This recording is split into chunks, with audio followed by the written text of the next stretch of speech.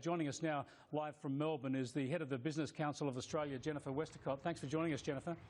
Thanks very much, Chris. Tony Abbott said that under his government we would see grown-up adult government and that Australia would be open for business. Has he delivered? I think he's delivered a lot of things that business is really happy with, some of the things you've talked about already, but they are very important. I don't think we can underestimate the importance of getting rid of the mining tax, a disastrous bit of public policy, getting rid of the carbon tax, a disastrous bit of public policy, and those free trade agreements, Japan, Korea, and hopefully, if the Labor Party sees wisdom, the China Free Trade Agreement, those have opened new markets, enormous opportunity for Australians. Things like regulation, I think the government's really started to tackle, a lot more work to be done there.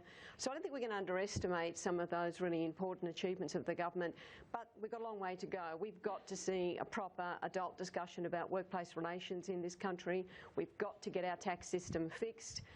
We have got to continue to drive down the cost of the regulatory burden that's just swamping business, be it large or small. So we've got a long way to go, but I think generally the government hit the ground running and we've got to see some continued momentum. And of course, let's not forget, the government had a very, very big budget problem to deal with. They've started to make traction there, but again, a long way to go.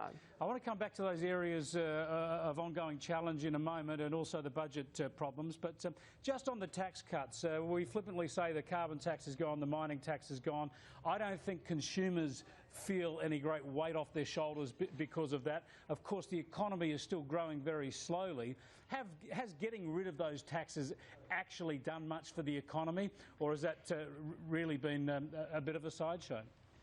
Oh, I don't think it's been a sideshow. I mean, the mining tax, the irony now of the mining tax is that government would be paying mining companies in the way that that tax was constructed. Now that, of course, in a budget position that's very fragile, would add just another burden to the budget. Look, I don't think we can underestimate the kind of flow-through effects of the carbon tax.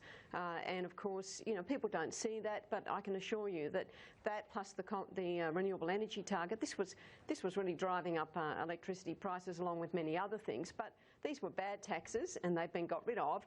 Now we can actually kind of put in place sensible approaches to climate change, but certainly from a business perspective it was very good to see the government sort of get on and get rid of those things. So do you suggest that the budget position and unemployment would both be worse if those taxes had still been in place?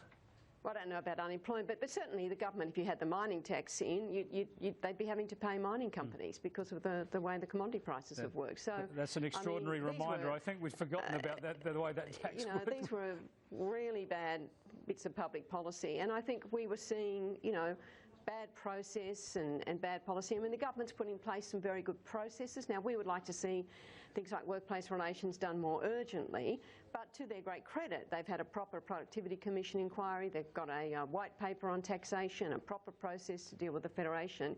We were, very frustrated with the lack of good process under the former government, so we've seen some decent process.